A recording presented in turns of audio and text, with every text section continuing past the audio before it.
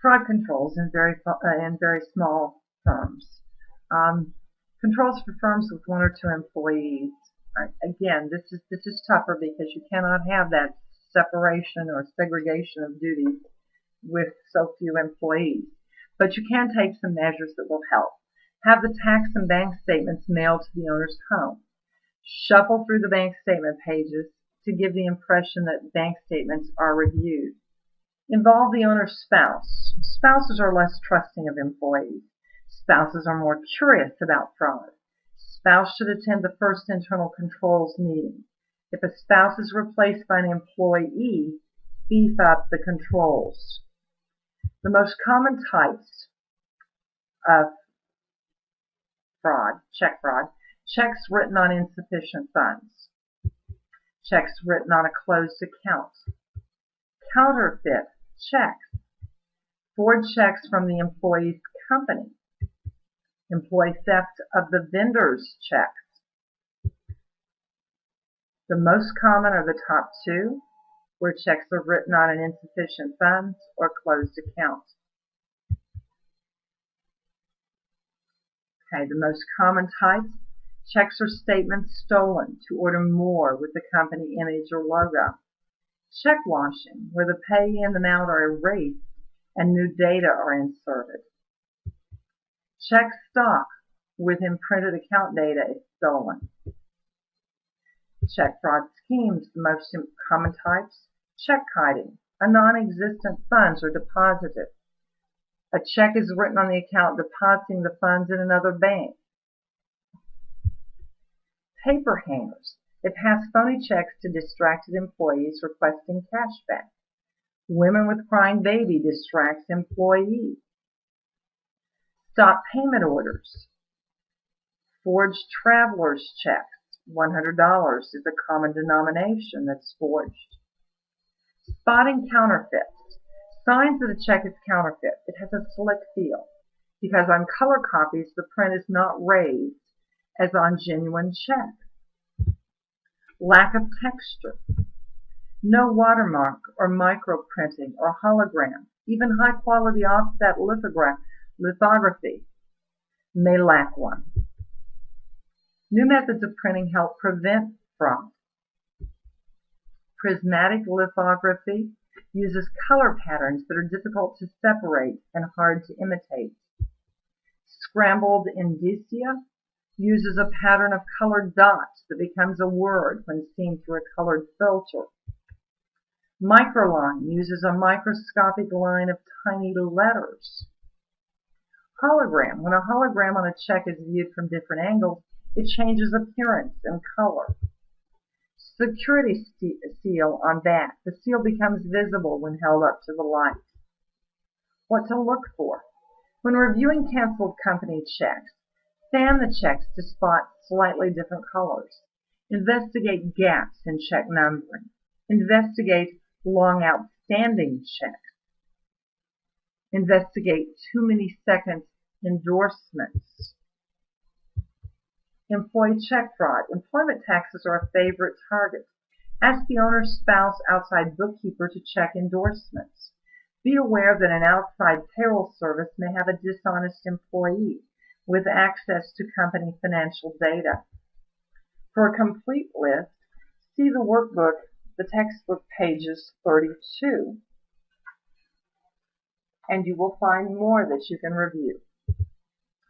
Customer check fraud. To prevent customer check fraud, have a policy. For example, employees must examine each piece of customer ID, such as a valid signed driver's license with a recent photo, a second photo ID, do not accept social security cards, business cards, birth certificates, unsigned credit cards. Use deterrents such as the company check acceptance policy in plain view, an electronic security system in plain view. Have a strict check acceptance policy. Train employees on what to look for. See page 34 for that listing.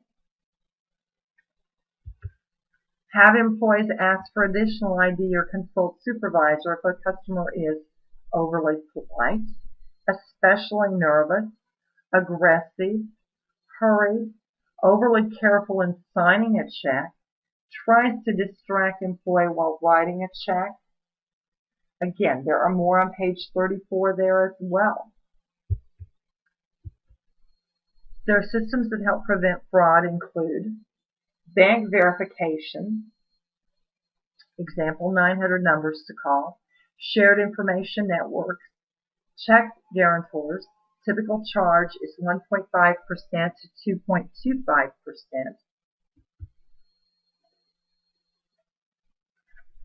Do not apply customer check fraud controls without management approval. They may affect sales, so be very careful there. Credit card fraud. To prevent fraud, show employees how fraud schemes work, how to spot counterfeit and forged credit cards. Establish a liaison with local law enforcement.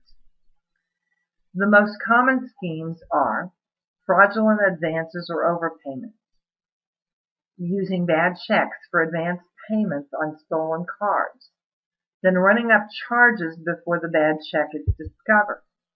Shave and paste, shaving off the old letters, numbers on the card and pasting on new ones. De-emboss, re-emboss, flattening raised characters using heat and pressure, then raising new characters with an embosser. Counterfeit cards cause the greatest losses, can be sophisticated, use a phony hologram. Telltale sign, the hologram does not change color when viewed from different angles. Credit card numbers obtained through fraudulent phone calls or mail order. You have won a free trip.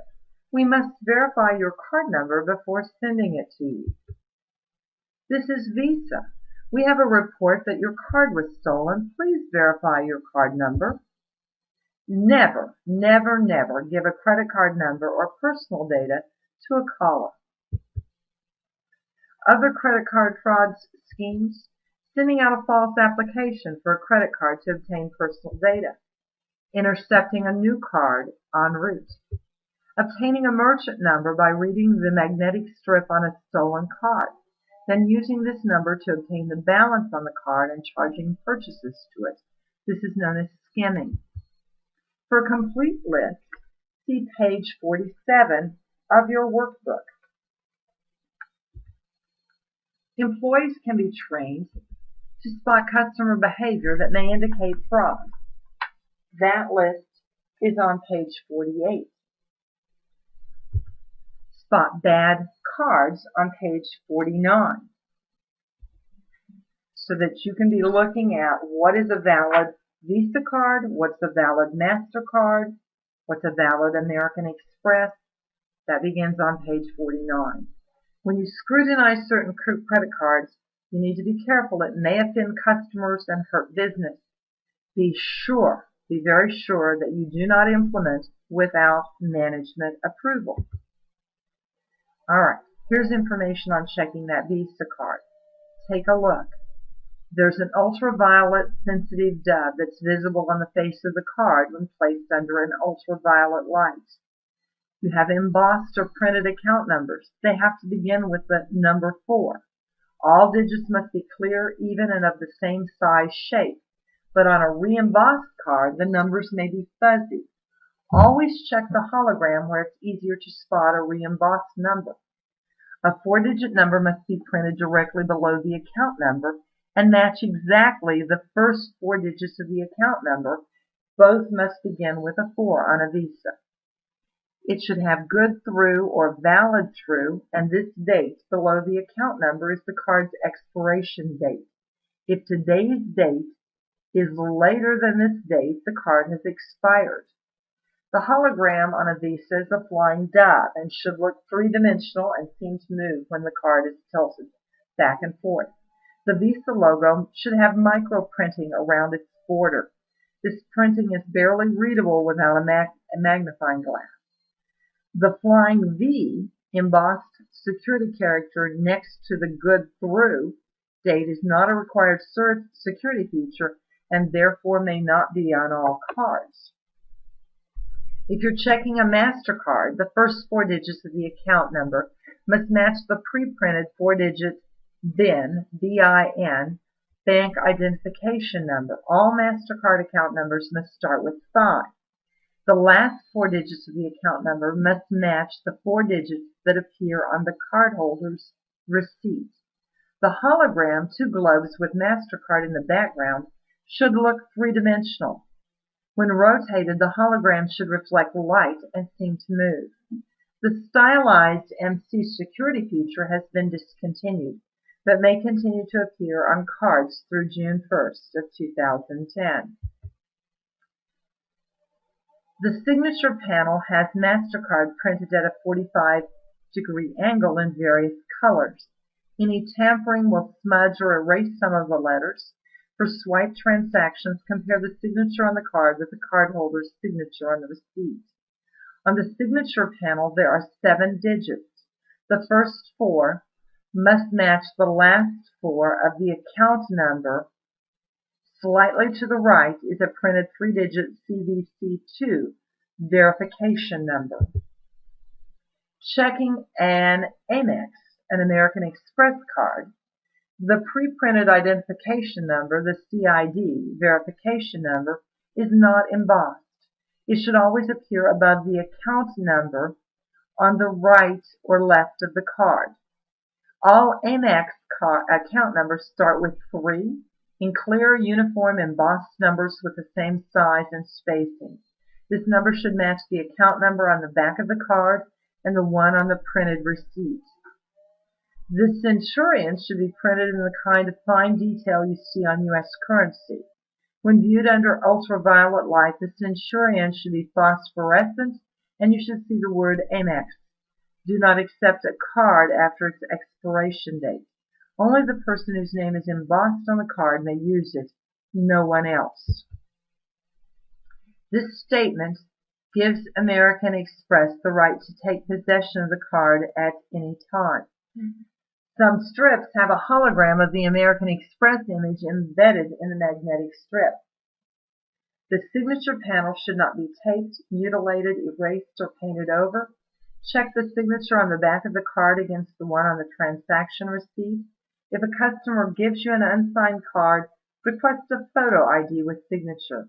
Then ask the customer to sign the card and transaction receipt while you hold the ID. Check with management before implementing this policy. Certain policies can greatly reduce losses. No personal use unless authorized by company. Employees must reimburse company for personal charges promptly. Unsubstantiated charges are deducted from pay. Consult a lawyer again before implementing. Normal documentation must be submitted, not just the charge slip. Stolen lost cards must be reported within 3 days.